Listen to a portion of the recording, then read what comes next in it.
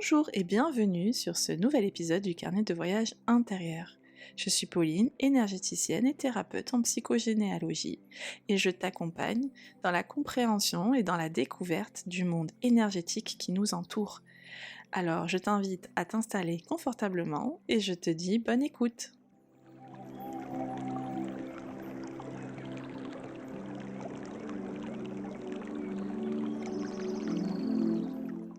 Hello, hello, j'espère que tu vas bien. Comme toutes les semaines, je suis hyper contente de te retrouver, surtout qu'aujourd'hui, on va parler de soi. Et oui, comme tu l'as vu dans le titre, j'avais envie d'aborder un thème un peu particulier aujourd'hui, puisque je trouve que c'est un thème qui va très bien avec notre année 2026, qui va très, très bien avec les énergies de l'année et qui va très bien avec l'année en 1. D'ailleurs, si tu n'as pas écouté les précédents podcasts, je t'invite à le faire puisque ça va parler vraiment des énergies que nous a procuré l'année et qui, je pense, vont nous aider à devenir enfin qui l'on est.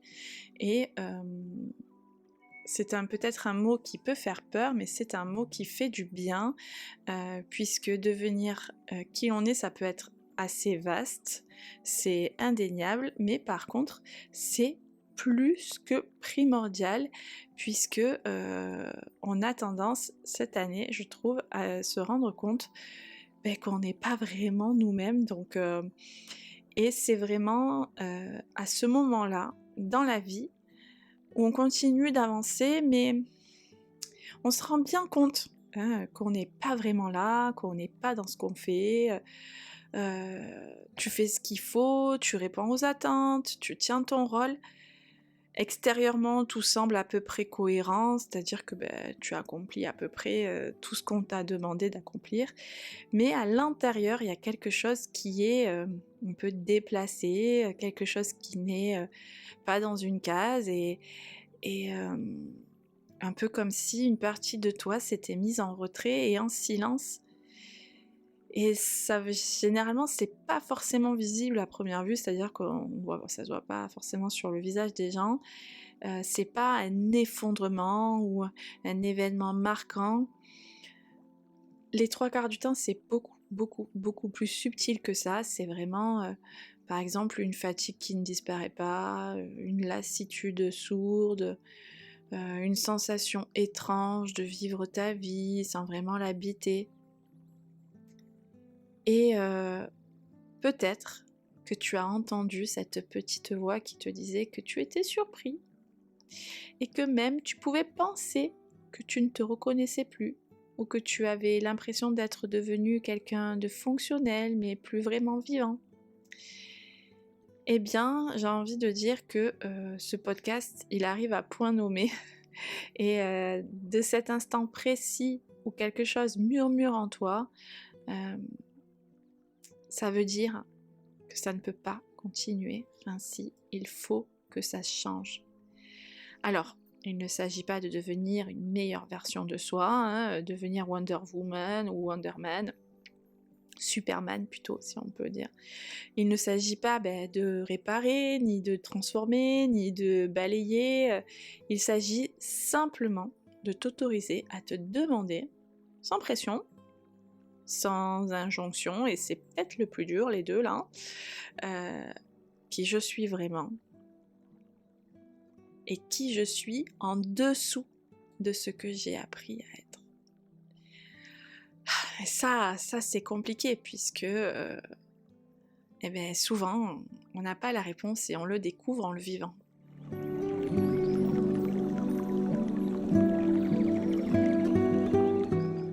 On s'en rend pas forcément compte et on sait pas quel jour ça a commencé, mais un jour pourtant, on a commencé à s'adapter et tu as commencé à t'adapter. Personne ne t'a appris consciemment à te trahir. Tu ne t'es pas levé un matin en décidant de t'éloigner de toi. Tu as fait comme tout être humain, comme ton voisin, ta voisine, comme moi, comme ta famille, comme tout le monde. Comme tout le monde fait pour survivre. Tu t'es adapté. Malheureusement, très tôt, on comprend que pour être aimé, il faut appartenir. Alors ça commence dès l'école. Et pour appartenir, il faut parfois ajuster un peu certaines parties de soi.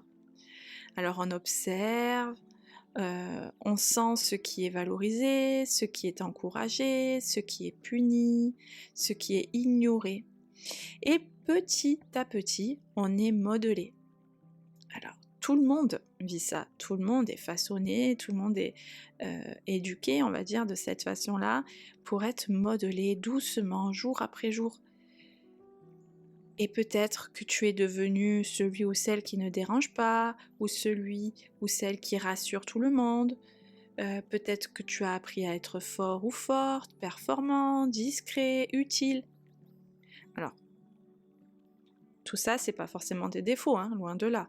Tout cela t'a servi, t'a permis de traverser des étapes, de créer des liens, de tenir debout. Oui, ça a été utile. Mais à force de s'adapter, tu as peut-être commencé à confondre ce que tu faisais avec ce que tu étais. C'est totalement différent. Et c'est là que quelque chose s'est perdu. Et c'est là qu'on se perd tous. Hein. Moi la première, les gens qui nous entourent, tout le monde fait la même chose. Pas parce que tu as fait mal, mais parce que tu as fait ce qu'il fallait trop longtemps, sans te demander si c'était juste pour toi. Et avec ce temps, ces adaptations sont devenues des rôles, des masques que tu ne mets plus consciemment, qu'on ne met plus consciemment. Ces masques font partie de toi, de ton identité apparente, et parfois même de ton image spirituelle ou thérapeutique. Il y a le rôle de la personne forte qui encaisse sans se plaindre, celui de la personne lumineuse, toujours positive, celui de la personne stable, fiable, qui ne craque jamais. Et peut-être que ces rôles te donnent encore une forme de sécurité puisque tu les as toujours connus. Mais à l'intérieur, tu le sens, tu le vis, ça vibre à l'intérieur de toi, il y a une fatigue, une usure invisible parce que maintenant, un rôle demande de l'énergie. Et plus le rôle est éloigné de ta vérité intérieure, plus cette énergie s'épuise. Devenir qui tu es commence souvent par reconnaître les rôles sans les juger.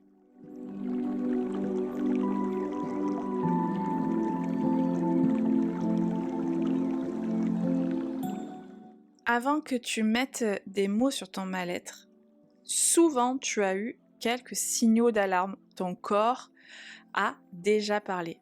Il l'a fait doucement au début, puis par des tensions, des troubles du sommeil, une hypersensibilité accrue, une fatigue inhabituelle.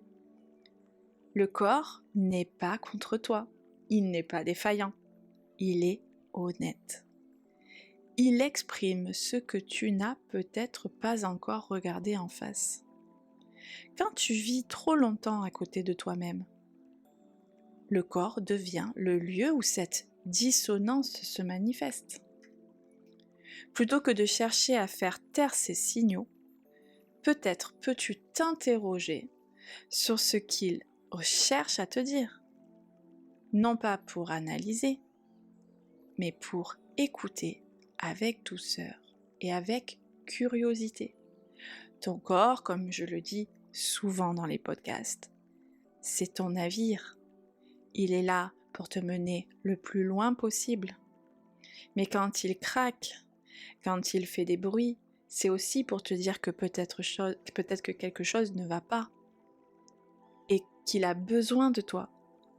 Et là, dans cette vie-là, quand tu n'es plus vraiment toi-même et quand tu as envie de le redevenir et de te rencontrer, il est un magnifique allié. Et je crois qu'il est là aussi dans les moments où la peur profonde surgit. Parce qu'il ne faut pas se mentir, à un moment donné, sur le chemin de la reconnaissance de soi, eh bien, il est là. La peur de décevoir, la peur de ne plus correspondre à ce que les autres attendent de toi, la peur de perdre des relations, une place, une image. Car devenir soi implique souvent de changer la dynamique, de dire non là où tu disais oui, de poser des limites là où tu te taisais. Et cela peut déranger. Oui, ça va déranger les autres.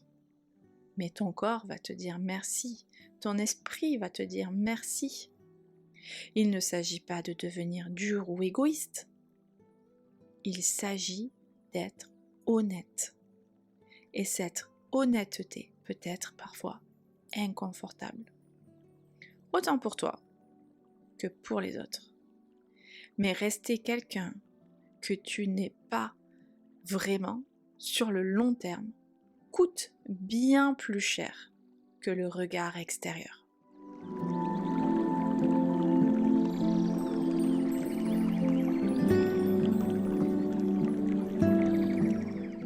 On imagine souvent que devenir soi passe par de grandes décisions. En réalité, le chemin commence presque toujours par des micro-vérités. Pour moi, ce sont ces moments où tu sens que quelque chose n'est plus juste. Une conversation que tu n'as plus envie de forcer, une activité qui te vide au lieu de te nourrir, un rythme qui ne te respecte pas. Devenir qui tu es, c'est apprendre à t'écouter dans ces détails, à te respecter dans les choses simples, à honorer ce qui te fait du bien, même si cela ne fait pas sens pour tout le monde.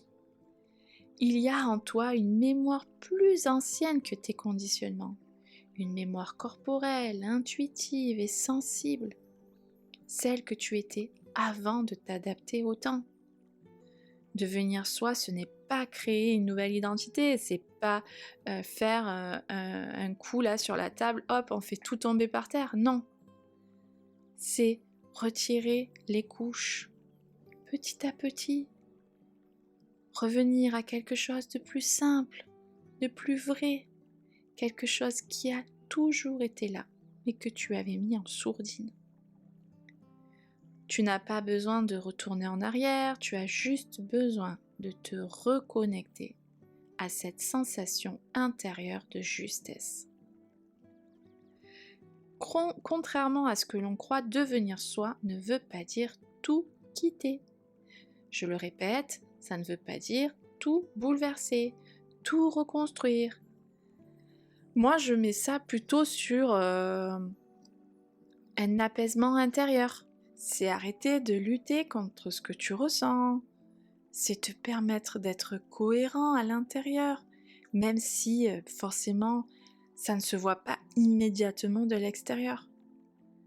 Et cette cohérence crée une paix subtile, une sensation de tenir à ta place, sans forcer, sans compenser.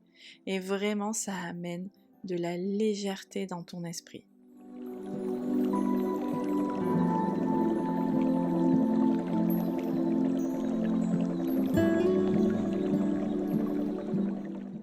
Devenir qui tu es, c'est pas une destination.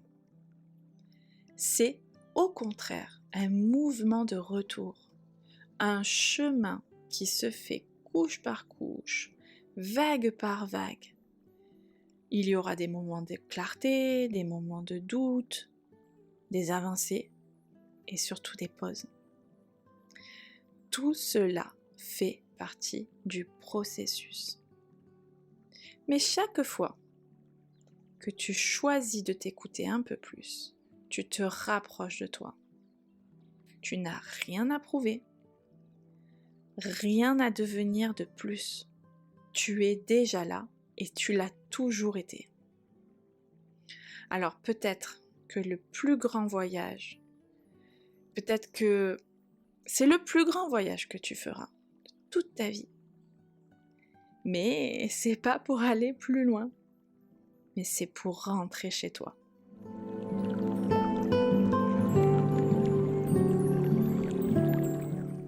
quant à moi, je te remercie de m'avoir écouté encore pour ce nouvel épisode.